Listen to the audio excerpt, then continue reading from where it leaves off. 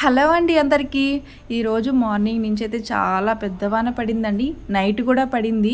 ఈరోజైతే అసలు గ్యాప్ లేకుండా పెద్ద వాన పడిందనమాట.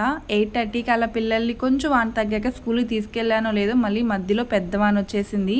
ఇంకా ఆ తర్వాత స్కూల్లో వదిలేసి ఇంటికి వచ్చానో లేదో టీచర్స్ కాల్ చేసి స్కూల్ లేదు మేడం పిల్లల్ని తీసుకెళ్ళండి అన్నారు. ఇంకా వాన తగ్గాక వెళ్ళాను. లాస్ట్ ఇయర్ డిసెంబర్లో మా పరిస్థితి ఇలా ఉందన్నమాట.